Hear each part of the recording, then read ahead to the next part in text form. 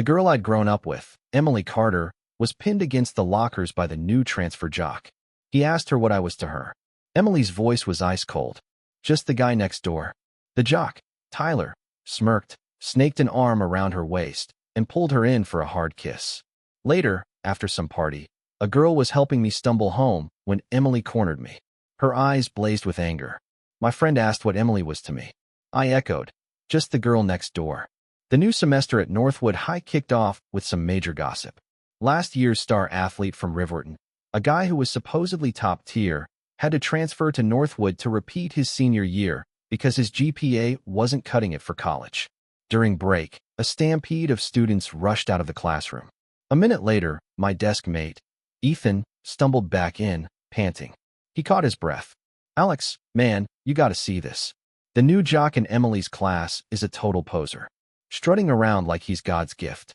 His shirt is practically painted on to show off his muscles. Seriously, his pecs are huge. I swear he's not here to catch up on credits. He's here to pick up girls. The repeated description made it clear that Ethan was pretty jealous of the jock's physique. I didn't even look up from my textbook. No time. Gotta finish this problem set so I can hit the courts after school. Ethan nudged me. You're not worried about losing your girl, dude? You got the home field advantage, but this guy. Then he shook his head, backtracking. Nah, forget I said anything. With your whole brainy heartthrob vibe, plus Emily's infamous Ice Queen routine, she's only ever had eyes for you. No way some new guy turns her head. I grinned, feeling a bit smug. Exactly. With my charm, no sweat. Emily and I were childhood sweethearts. Everyone knew it. Our parents were best friends. We were practically betrothed before we were born. At parent-teacher conferences, if one set of parents was busy, the other would cover for both of us, one in each of our respective homerooms. The teachers didn't even blink anymore. Growing up, Emily and I were Northwood's golden couple. I jokingly asked her out plenty of times. She never said no, just blushed and looked down. I took that as a yes. Emily was aloof, keeping every guy at arm's length except me. The list of guys she turned down was legendary. Handsome ones, brilliant ones, rich ones, all of them. So no, I wasn't worried about some transfer jock catching her eye. After school, I saw him. I was waiting for Emily outside her classroom, like always. Her classmates were used to it. Just as we were about to leave, a wave of musky cologne hit me. A guy with a buzz cut, Tyler, stepped in front of Emily. His eyes were arrogant, and a cocky smirk played on his lips. Emily Carter, we're throwing a welcome party for me tonight. You should come. Emily didn't even glance his way. No time. She took a couple of steps, then looked back at me. Alex, let's go. I pulled my gaze from Tyler, but not before I caught the challenging look he shot me, sizing me up. On the way home, I tried to sound casual. So, that's the new transfer in your class. Yeah. Emily kept her eyes on the sidewalk. What's he like? I pressed. Emily stopped and turned to me, her expression serious. Total showboat. All brawn, no brains. Ha ha ha, you nailed it. I gave her a thumbs up. Her assessment put my mind at ease, and the little locker scene faded from my thoughts. When we reached her front door, I paused before unlocking mine and called out to her. Emily, let's book it to MIT, okay? She turned back. The soft glow of the porch light warmed her usually cool, pale face. She nodded almost demurely. Okay. Every morning like clockwork, I'd bring Emily a carton of milk. She was too thin and hated eating breakfast. Milk was for nutrients and protein. After first period, on my way to the restroom, I'd pass her classroom and check if she'd finished it. She'd always gulp it down with a sigh, like it was a chore she had to complete. Today, Ethan and I were coming back from the restroom as usual. I tossed a peach-flavored hard candy through her open window to remind her. She unscrewed the milk cap and took a sip, but someone else snatched the candy off the floor before she could. Emily frowned. Jake, give that back. Hey, gorgeous, save me.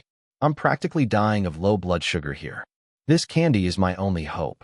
The guy, Jake, turned with a lazy grin. His eyes met mine, and his smile widened when he saw me, but it was just a fleeting glance, like he was deliberately ignoring me. Then he whipped his head back to Emily, noticing her glare. All right, keep it. So stingy. Jake tossed the candy onto Emily's desk, then picked up her milk, asking with feigned curiosity, You always drink this brand. Isn't it good? Give me one tomorrow, will ya? Get your own. Jake made a face. Come on, classmates got to help each other out.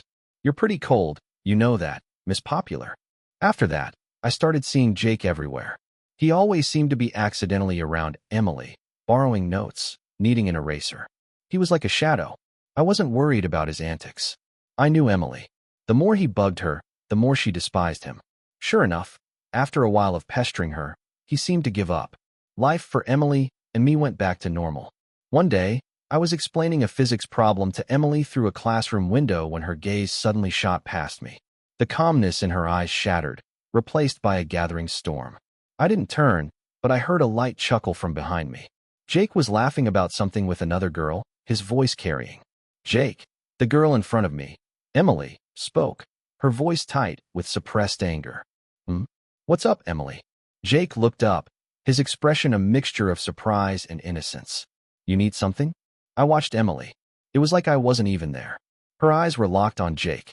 The corner of the worksheet in her hand was crumpled, her knuckles white from how tightly she was gripping it. Emily said, You're the only one who hasn't turned in the English homework. Jake looked like a light bulb went off. Before he could speak, the girl next to him chimed in. Oh, hey, Emily. I was just checking his homework for him. How about this? I'll give it to you in a sec. Jake playfully tugged the girl's ponytail, feigning annoyance. Well, hurry up and hand it in before the class rep comes after me. The girl jumped up to swat his head, but Jake dodged easily. They ran off laughing and roughhousing. Emily just stood there, unmoving, her eyes as dark and deep as the ocean. In that moment, I felt something precious slipping through my clenched fist. A few days passed uneventfully. One afternoon, coming back from the restroom, I automatically glanced towards Emily's desk. The carton of milk was gone, replaced by a can of brightly colored soda. A jolt went through me. My hand, ready to toss her usual peach candy, froze. My first instinct was to look at Jake's seat. There he was, casually sipping from a familiar milk carton, looking straight at me.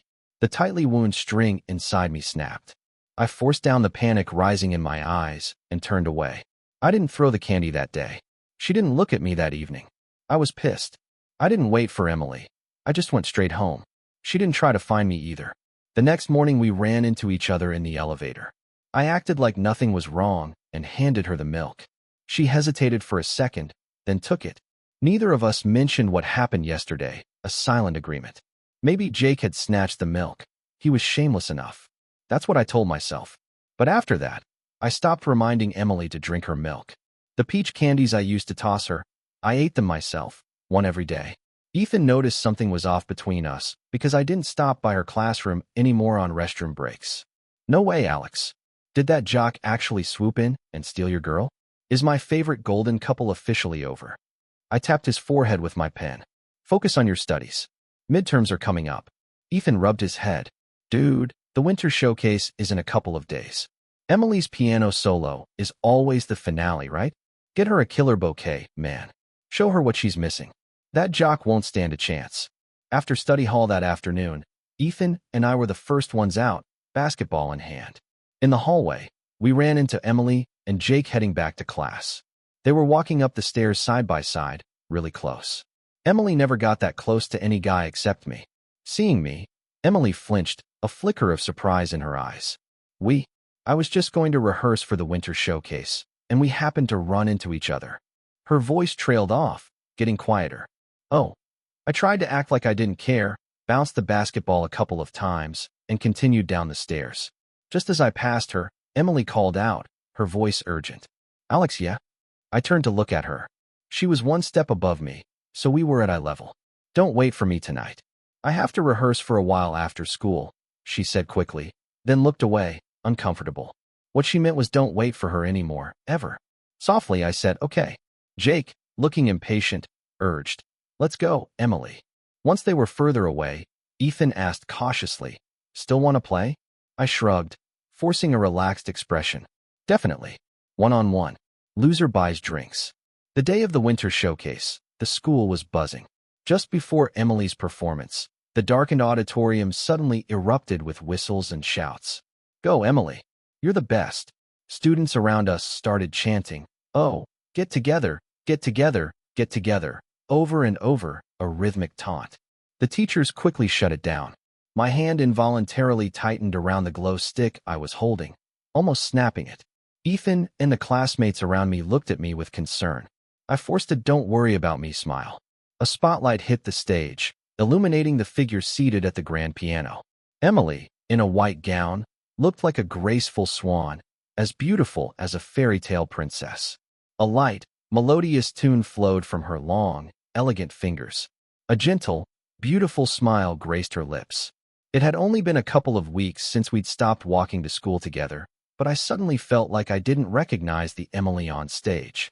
Her tender expression, the soft smile as she looked down, these were all new to me, completely unfamiliar. My heart skipped a beat. It felt like someone had a vice grip on my chest, squeezing it until it ached with a sour, painful tightness that almost stole my breath. I couldn't make out what Ethan was saying beside me. I just kept my face tilted up, a wooden smile plastered on it.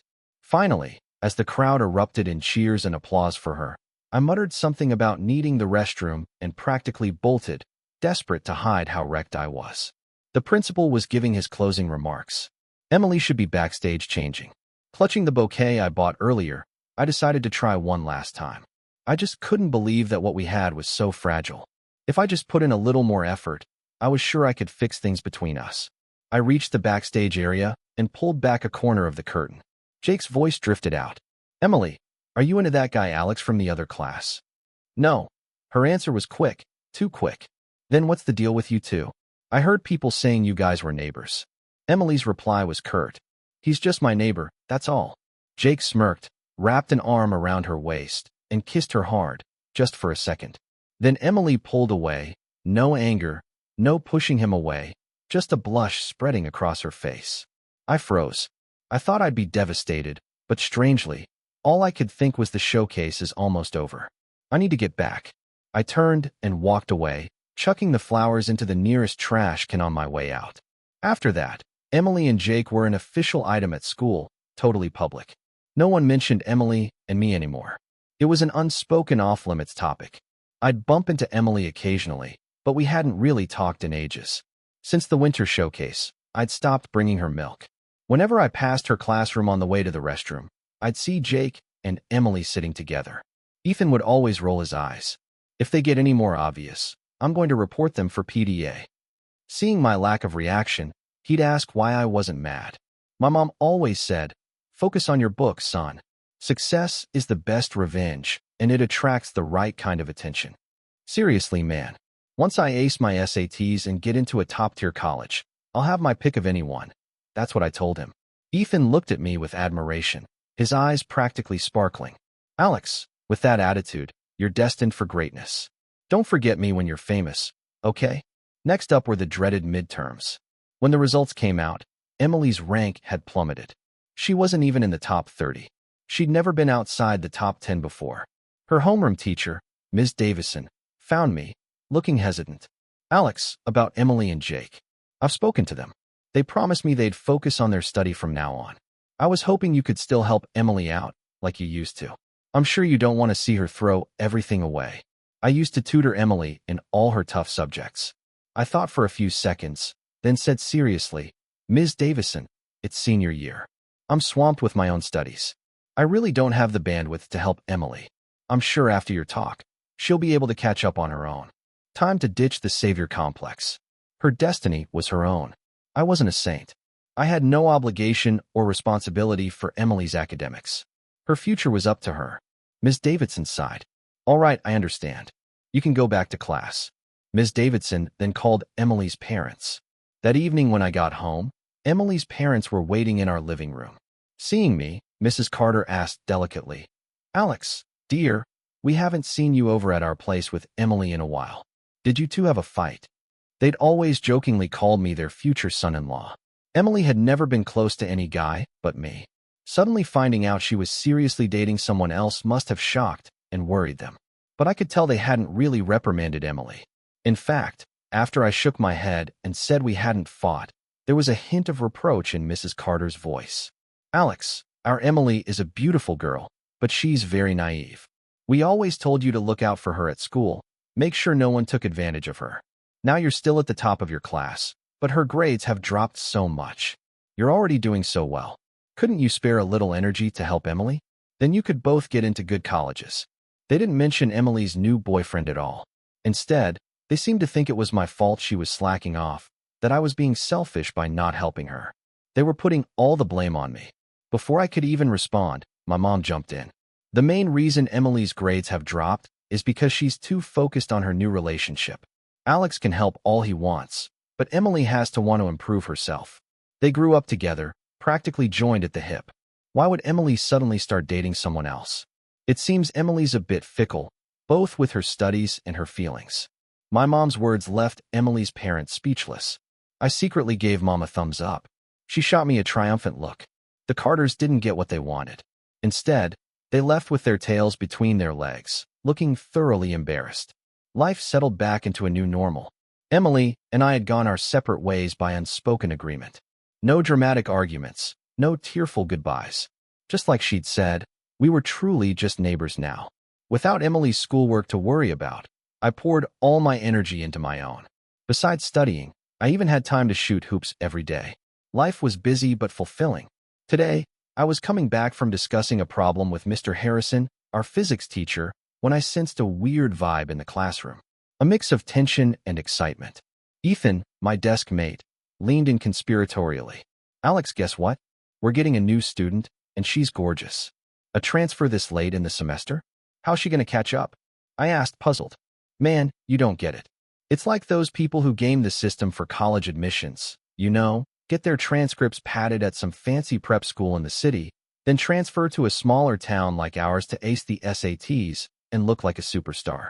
What's that term for it? Like an unfair advantage. Ethan was still racking his brain for the right word. You mean like she's on a whole other level? See, this is why you need to study more. I tapped Ethan on the head. Alex, your reign as valedictorian might be over. I'm already mourning for you, man. 3 minutes of silence. Ethan clutched his head, still clowning around. Hey, it ain't over till it's over. Anyone can be a dark horse, right? And who knows? Maybe she's the dark horse, I said confidently. Yeah, you're the darkest horse, the darkest in the class. No, the whole grade. Just before the bell, our homeroom teacher, Mrs. Albright, walked in with a girl. Oh my God, wow. I think I'm dead. Ethan gasped when he saw the new student. I looked up, and my eyes met hers. She was wearing our standard Northwood high polo and skirt, with her hair in a simple ponytail and wispy bangs. The plainest outfit, yet she looked incredibly vibrant and youthful. A delicate oval face, flawless porcelain skin, and big, round eyes. Class, this is our new student, Julia Lane. Please make her feel welcome. Julia's just arrived and might need some time to adjust, so I expect all of you to help her get up to speed with our class. Julia, why don't you take the empty seat in front of Alex? Alex, please look after our new classmate. Mrs. Albright arranged everything smoothly. I nodded. Julia glanced at me gratefully and walked towards us. Yes, Mrs. Albright finally did something right.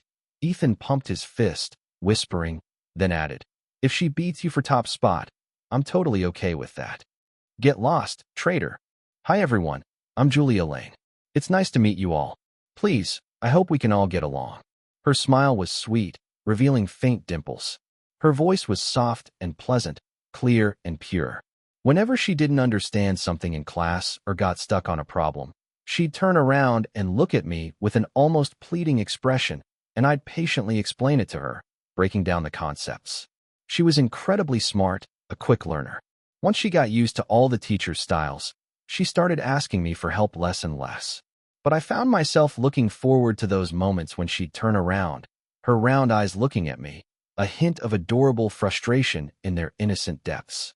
Soon it was time for finals. Over the past few tests, Emily's ranking had climbed a bit, but she was still hovering around 20th place in our year. Julia, on the other hand, had steadily risen from an initial 15th place to second. I was still holding strong at number 1. Ethan whispered to me, Alex, you're making me proud, man. If you actually let this girl beat you, our school's reputation would be toast. Whatever, dude. I'm making my parents proud. What have I ever done for your reputation? Even though she was brilliant, Julia, like a lot of girls, sometimes found the advanced science and math a little tougher. After finals, Julia asked me what my plans were for winter break. I was about to say nothing much, but then I had an idea to tease her. Winter break? I'm planning to hit the library every single day. No mercy. I'm gonna outstudy every last one of you. Julia gasped. Are you serious? You're not even going to let us breathe during break. You're insane. She thought for a moment, then added, Nope, I'm in. If you can't beat him, join him. Join what? Where are we going? I want to go too. Ethan, who'd been goofing off nearby, jumped in. Me too. Count me in. Other classmates who'd overheard my library plans started signing up. After all, it was senior year, and no one could afford to slack off. Everyone even came up with a name for our winter break study group, the Ace It Crew, as an ace every test, know every question. And they enthusiastically nominated me as team leader. They even defined the leader's responsibilities, taking attendance, penalties for unexcused absences or lateness, and of course, answering everyone's questions. I instantly regretted it. I'd just been trying to tease Julia, and now I'd signed myself up for a massive commitment. Is it too late to back out now? Nope, no take-backs, Julia giggled, covering her mouth. Winter break. I was just heading out to the library when I saw a group of people at the house across the street. Jake and a few of his buddies were ringing Emily's doorbell. My parents had mentioned Emily's folks were out of town for a few days. A few seconds later, Emily opened the door. I glanced at her, then looked away. I heard Jake's laughter. You said you and Alex were neighbors, but I didn't realize you lived this close. Emily just grunted an affirmative and let them in. After I'd changed my shoes, I heard Emily's voice from behind me. Alex, you're avoiding me. It was a statement, not a question, utter certainty. I almost laughed. You're imagining things. What's going on between you and that transfer student in your class? We're just classmates. Jake, who had already gone inside Emily's house, leaned back out. Emily, everyone's waiting for you. What's taking so long? He shot me a knowing, slightly smug look. Alex, I hope we can still be friends. I'll talk to you another time. Emily rushed the words out and, before I could react, closed her door. I scoffed, a bitter laugh escaping me. Friends? Neighbors? We'd never use those words for each other. When people teased us, joked about us, she'd never denied it. I'd liked Emily. I truly believed Emily had liked me too, but now I realized I'd been wrong. She'd just been using me as a shield, a convenient way to turn down other guys, and I'd willingly played along, walking her to and from school, bringing her milk, tutoring her. She lapped up the attention, the feeling of being pursued and cared for. To put it bluntly, I'd been her simp. She never rejected me outright, but she never truly said yes either. For the past however many years, my life had revolved around books and Emily. I barely had any other close friends. Most people's first impression of me was Emily Carter's shadow, Alex. But now I was Alex Sterling, #1 at Northwood High, not someone's shadow anymore. Without Emily in my life, my future suddenly seemed brighter, wider.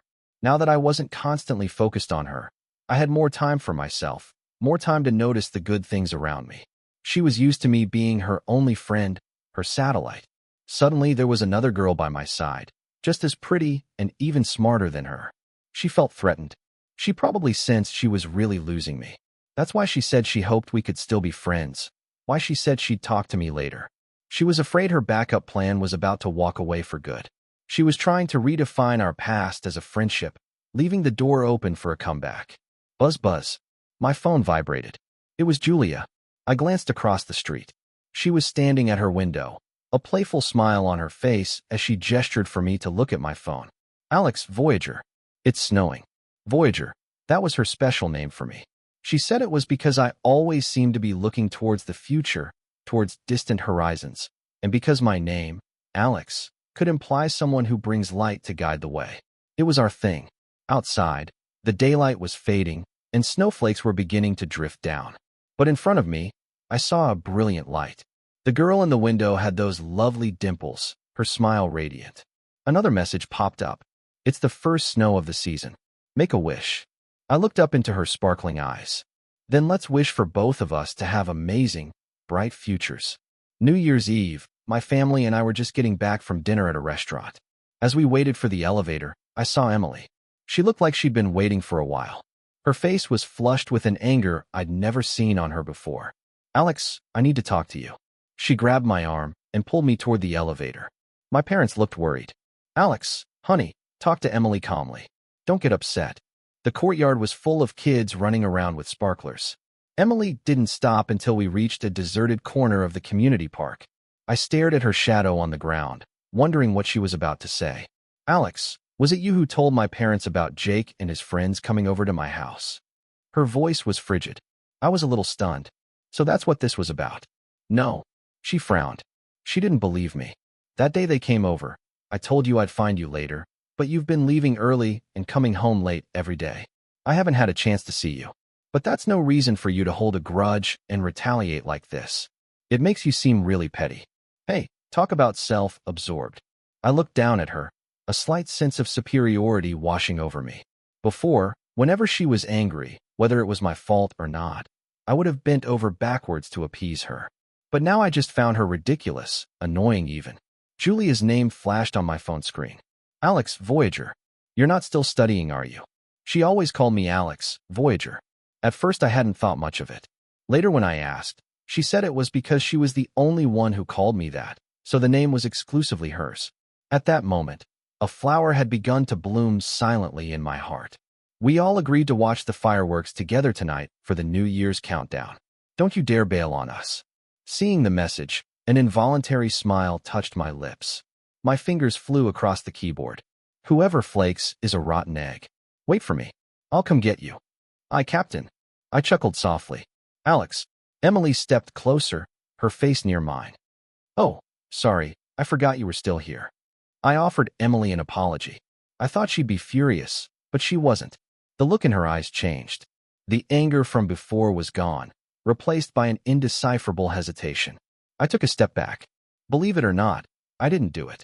If I say I didn't do something, I didn't do it. I have plans. Gotta go.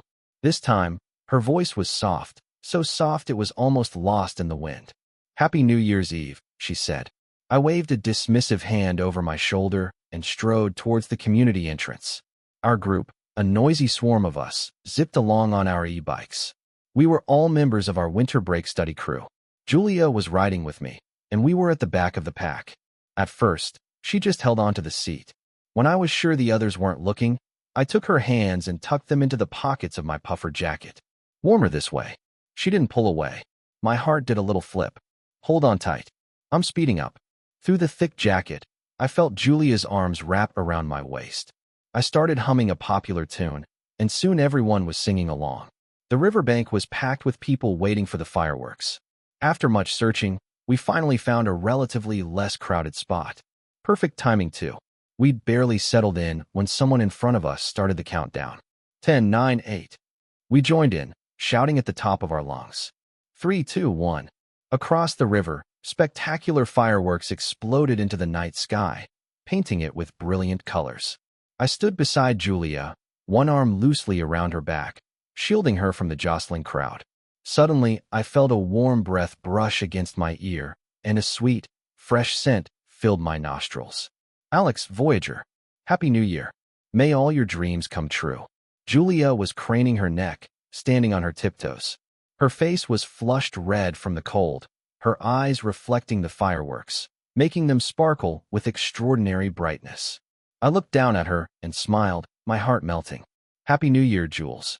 Then, the massive, thundering booms of fireworks filled the air, one after another. Our friends were shouting out their wishes. Ace the SATs. I hope we all get into our dream colleges. I cupped my hand around my mouth and yelled, MIT, here I come. Boom, boom, boom. The fireworks continued relentlessly. Thump, thump, thump. My heart raced in the biting cold wind. Our youth burned bright, blooming in all its glory. That winter break, cramming really paid off. On the first exams back, I unsurprisingly took first place again. All my friends from the study group saw their scores improve too. At lunch in the cafeteria, we passed the honor roll bulletin board. Ethan stood on his tiptoes to get a look. Hey, Emily still didn't pull her grades up. Looks like she was too busy with her love life. You and your girl Julia are still solid though. Number 1 and 2. Mr. Number 1, when are you going to share some of that academic magic with me again? Help me move up a few more spots. Get out of here. Haven't I shared enough? You've already jumped so many places. Thanks, Mr. Top Rank. Emily turned around. Ethan shut his mouth. She was even thinner than before. Dressed in her puffer jacket, she looked like the next gust of wind could blow her away.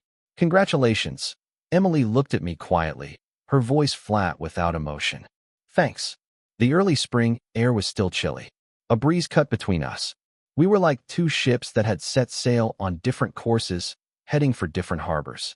Someone ran up from behind and tugged on my sleeve. Alex, Voyager, what are you guys doing? They're going to run out of your favorite chicken drumsticks in the cafeteria. Julia and a couple of other girls jogged past.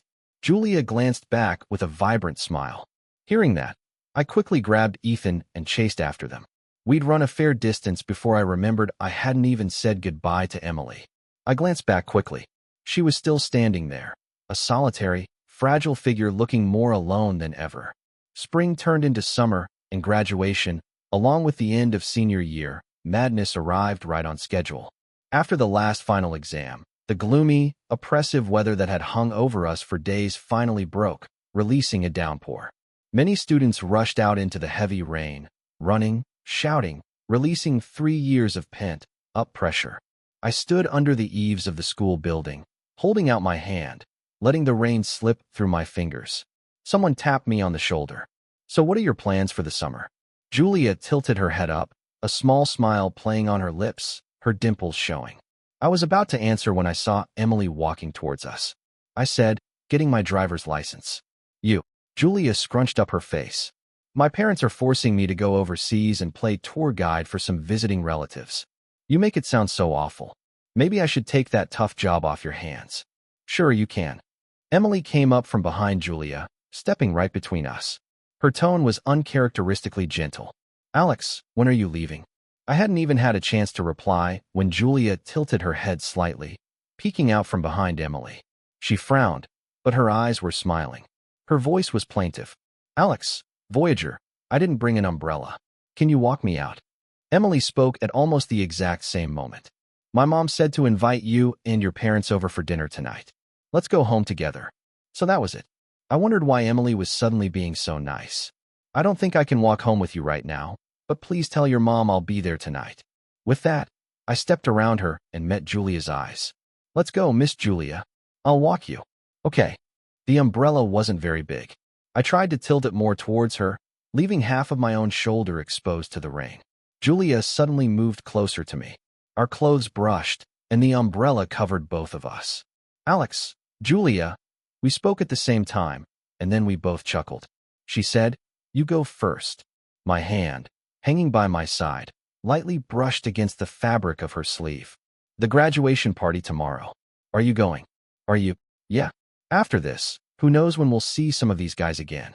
We'd all been in the trenches together, fighting for the same goals, working hard side by side. We'd built strong bonds. Of course I'm gonna. The last chance to have everyone together like this. Then I'll go too. Julia stuck her tongue out playfully. We quickly reached the school gate. Her parents were already waiting there. Come on, I'll give you a ride home. You can introduce Northwood's top student to my parents on the way. Maybe next time. My parents are here too. I pointed to my own parents, who were anxiously scanning the crowd for me on the other side. Well, see you tomorrow then. See you tomorrow. At the graduation party, the atmosphere was light and happy. With the weight of college applications and final exams lifted, everyone seemed physically and mentally lighter. Ethan and I, along with a few others, got there early. Julia texted me, Alex, Voyager, save me a seat. I might be a little late. I replied with an okay emoji. Ethan, sitting to my left, leaned over to peek at my phone. Texting Julia again, huh? You two are seriously adorable. Get lost, man. This is private. Ever heard of privacy? Privacy my butt. Even a blind man could see you and Julia are just one step away from making it official. Exactly, someone else chimed in. But seriously, you two are perfect together. Total power couple, equally matched in every way. Our classmates chatted on. I just smiled and didn't say anything, continuing to text. What are you doing that's more important than food? You want me to come pick you up? I'm already on my way. My mom dragged me to the mall and made me buy a ton of stuff. Ugh, I'm so jealous. Crying emojis. More people started arriving. Someone tried to take the empty seat next to me, but before I could say anything, Ethan politely turned them away. He put on a serious face. Do you think just anyone can sit here? Huh. Do you think carefully now? Who is this seat reserved for? Oh, got it. I'll sit over here. Faced with all the teasing, I felt both happy and a little helpless. Happy because it was clear everyone could see Julia and I had something special. Helpless because if they kept teasing us like this, I was fine. I had thick skin, but I was worried Julia would feel awkward when she arrived. The food was almost all on the table when Julia finally walked in. The moment she entered the private room, everyone let out a collective gasp of admiration. I didn't bother hiding the awe in my own eyes. Her eyebrows were perfectly arched, her eyelashes slightly curled, framing a pair of pure, clear eyes that sparkled like stars. Her flawless skin had a soft pinkish glow, and her small lips were a delicate shade of pink. When she smiled, faintly dimples appeared on her cheeks. She was breathtaking. Wow, Julia, you look amazing tonight. Yeah, I can't put my finger on it, but you just look even more beautiful than usual. Our classmates showered her with compliments. Julia accepted them all gracefully. My mom took me shopping today, and the lady at the makeup counter at the mall helped me out with a little something. It's all makeup. Well, you need a good canvas to start with. Exactly. No amount of makeup could make me look that good, a classmate said wistfully. Julia, you should skip the makeup from now on. You're turning poor Alex into a drooling idiot.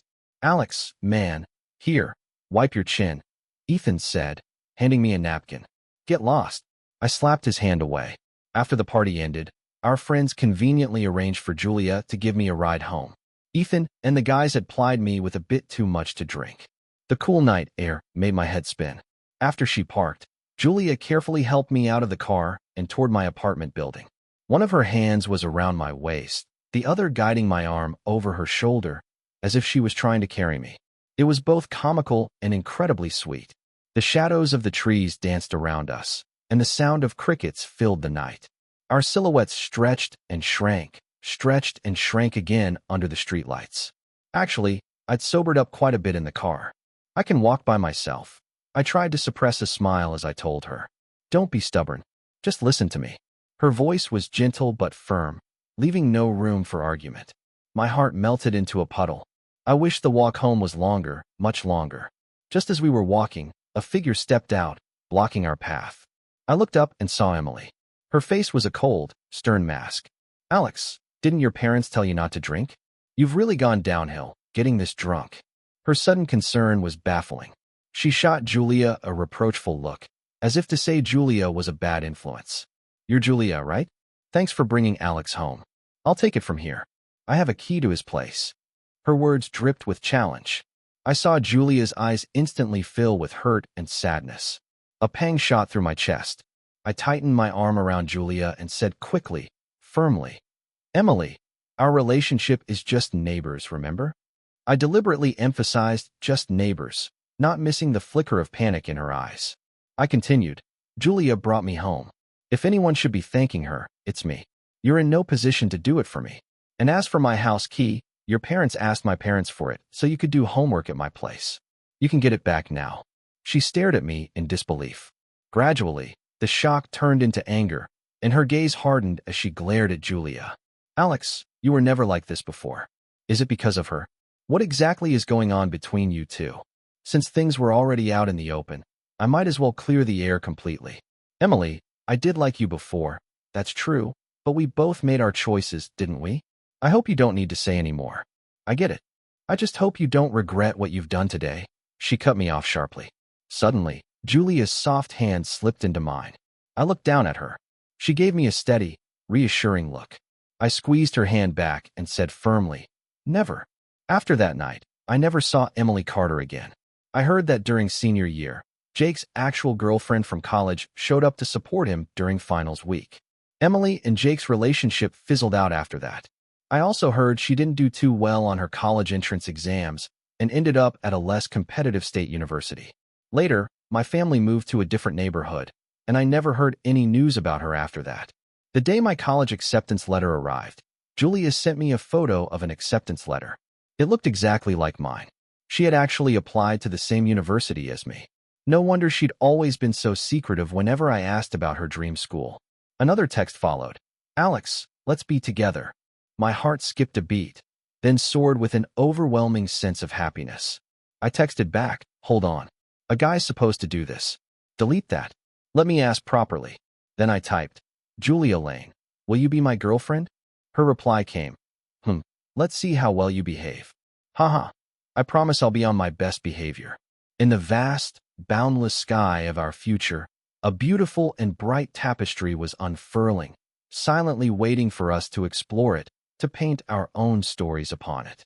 The road ahead was long, but we'd walk it together, hand in hand into our future.